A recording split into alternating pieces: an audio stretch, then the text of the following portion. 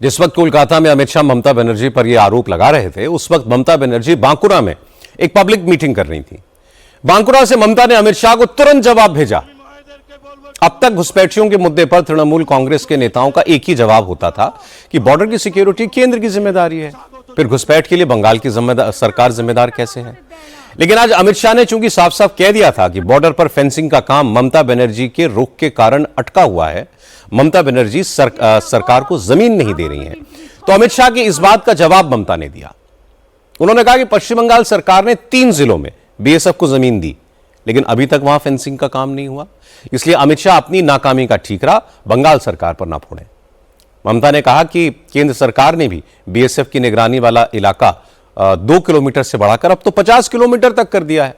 इसके बावजूद अगर घुसपैठ नहीं रुक रही है तो इसका दोष राज्य सरकार को नहीं दिया जा सकता। বিএসএফ কার হাতে অনেক জমি তোমায় দিয়েছি, কিন্তু তুমি করতে পারোনি। আগে ওগুলোর কাজ শেষ করো, যে জমিগুলো দিয়েছি তারপরে আবার দেব।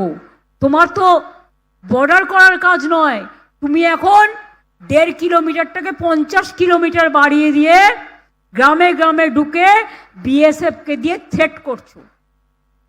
আমি বিএসএফ এর বিরুদ্ধে নই, আমি সিআইএসএফ এর বিরুদ্ধে নই, আমি সিআরপির বিরুদ্ধে নই, আমি এজেন্সির বিরুদ্ধে নই, কিন্তু তাদের বলবো ইম্পার্শিয়ালি কাজ করতে। যদি বিজেপির কথাই চলে তাহলে তো বলতেই হবে।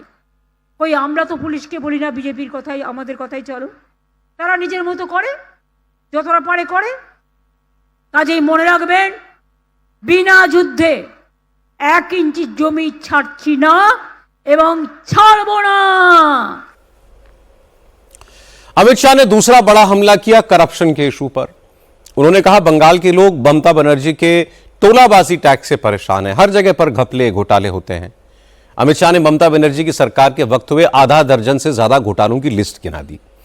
ममता के उन मंत्रियों के नाम सबको बताए जो करप्शन के इल्जाम में जेल गए।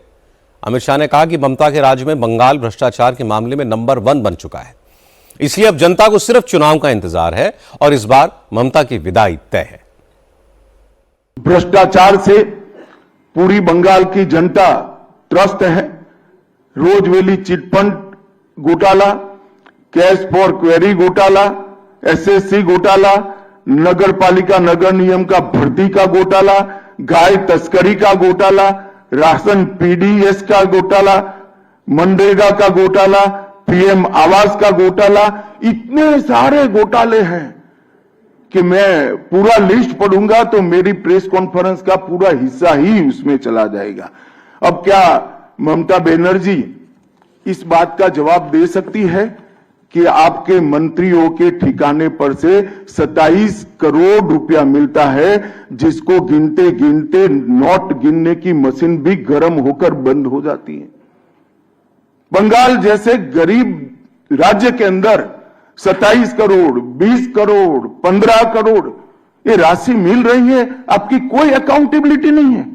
पार्थो चैटर्जी जेल में जाते हैं, ज्योति प्रिय मलिक जेल में जाते हैं, अनुव्रत मंडल जेल में जाते हैं, जीवन कृष्ण शाह जेल में जाते हैं, माणिक भट्टाचार्य जेल में जाते हैं, चंद्रनाथ सिन्हा जेल में जाते हैं, परेश पाल जेल में जाते हैं, कुंतल घोष जेल में जाते हैं, फिरहाद हकीम वो भी आरोपी बनाए जाते हैं, शोभन चैटर्जी आरोपी बनाए जाते हैं, कुणाल घोष 3 साल जेल में रहकर आते हैं, और आप कहती हैं कि भ्रष्टाचार नहीं हो गया, हो रहा है। आप आंख मूंद लिए ही हो भ्रष्टाचार के लिए, मगर बंगाल की जनता अपनी आंख बंद कर नहीं बैठी है। गरीब बंगाल की जनता के अधिकार का पैसा आपकी कैडर की भेंट चढ़ रहा है, आपको इसको जवाब देना पड़ेगा।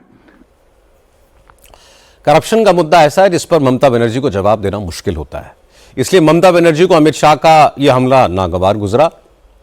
फिर उन्होंने अमित शाह को दुर्योधन, दुशासन, शकुनी, न जाने क्या क्या कहा। ममता बनर्जी ने कहा कि अमित शाह को बीजेपी के नेताओं का करप्शन भले ना दिखता हो, लेकिन बंगाल के लोगों को सब दिखता है।